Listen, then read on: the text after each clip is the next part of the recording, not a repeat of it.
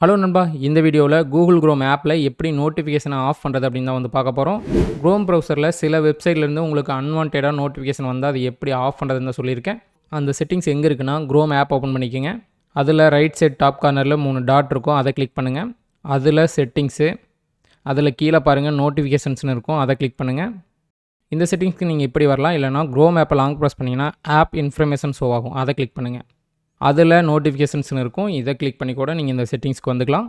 இதில் வந்து பார்த்திங்கன்னா ஃபஸ்ட்டே வந்து பார்த்திங்கன்னா ஷோ நோட்டிஃபிகேஷன் இருக்கும், அதை ஆஃப் பண்ணிங்கன்னா நீங்கள் டோட்டலாக கூகுள் குரோம்லேருந்து வரக்கூடிய எல்லா நோட்டிஃபிகேஷனையும் ஆஃப் பண்ணிக்க முடியும். இந்த மாதிரி உங்களுக்கு வேணும்னாலும் நீங்கள் ஆஃப் பண்ணிக்கலாம், இல்லை செப்பரேட்டாக சில வெப்சைட்டோடைய நோட்டிஃபிகேஷன் மட்டும் ஆஃப் பண்ண முடியும். அது எப்படின்னா கீழே லாஸ்ட்டாக வந்தீங்கன்னா சைட்ஸ்னு இருக்கும், அதில் நீங்கள் எந்தெந்த வெப்சைட்டுக்கெலாம் வந்து பார்த்திங்கன்னா நோட்டிஃபிகேஷனை அலோவ் கொடுத்துருக்கீங்களோ அந்த லிஸ்ட்டெல்லாம் ஷோ ஆகும். நீங்கள் எல்லா வெப்சைட்டோடையும் ஆஃப் பண்ணுறதுனால ஆஃப் பண்ணிக்கலாம், இல்லை ஸ்பெசிஃபிக்காக ஏதோ ஒரு வெப்சைட்டோடைய நோட்டிஃபிகேஷன் மட்டும் ஆஃப் பண்ணுறதுனால ஆஃப் பண்ணிக்கலாம். இப்போ நான் வந்து பார்த்திங்கன்னா justl.com உடைய நோட்டிஃபிகேஷன் வந்து ஆஃப் பண்ணி வச்சுருக்கேன். வேணும்னா நாம் ஆனும் பண்ணிக்கலாம், அதனுடைய சவுண்டு வைப்ரேஷன் இதெல்லாம் வேணுனாலும் நீங்கள் ஆஃப் பண்ணிக்கலாம். இந்த நோட்டிஃபிகேஷனுக்குன்னு நீங்கள் செப்பரேட்டாக சவுண்டும் செட் பண்ணிக்க முடியும். அது மட்டும் இல்லாமல் பேக் வந்தீங்கன்னா இந்த இடத்துல ஜென்ரல்னு இருக்கும், அதில் வந்து பார்த்திங்கன்னா உங்களுக்கு ப்ரௌசர்லேருந்து வரக்கூடிய நோட்டிஃபிகேஷன், அதாவது அப்டேட் இந்த மாதிரி நோட்டிஃபிகேஷன்லாம் வந்தால் ஷோ ஆகணுமா வேண்டாமான்னு நீங்கள் செட் பண்ணிக்கலாம்.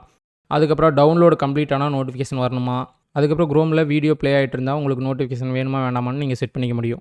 மேலேயே வந்து பார்த்திங்கன்னா நோட்டிஃபிகேஷனுக்கு சவுண்டு வேணுமா வேண்டாமா, வைப்ரேஷன் வேணுமா வேண்டாமான்னு எல்லாமே நீங்கள் செட் பண்ணிக்க முடியும். லாக் ஸ்க்ரீனில் நோட்டிஃபிகேஷன் தெரியுமா இல்லையானும் நீங்கள் செட் பண்ணிக்க முடியும்.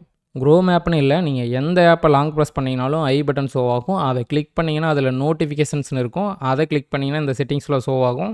ஒவ்வொரு ஆப்புக்கும் நீங்கள் நோட்டிஃபிகேஷன் வேணும்னா ஆன் பண்ணிக்கலாம், வேணானா ஆஃப் பண்ணிக்கலாம். அதே மாதிரி சவுண்டு வேணுமா வைப்ரேஷன் வேணுமான்னு நீங்கள் செட் பண்ணிக்க முடியும். இதில் ஏதாவது டவுட் இருந்துச்சுன்னா கமெண்ட் செக்ஷனில் கமெண்ட் பண்ணுங்கள். நெக்ஸ்ட் என்ன வீடியோ போடலான்னு சொல்லியும் கமெண்ட் செக்ஷனில் கமெண்ட் பண்ணுங்கள். ஓகே, நெக்ஸ்ட் எதிர் வீடியோவில் சந்திப்போம்.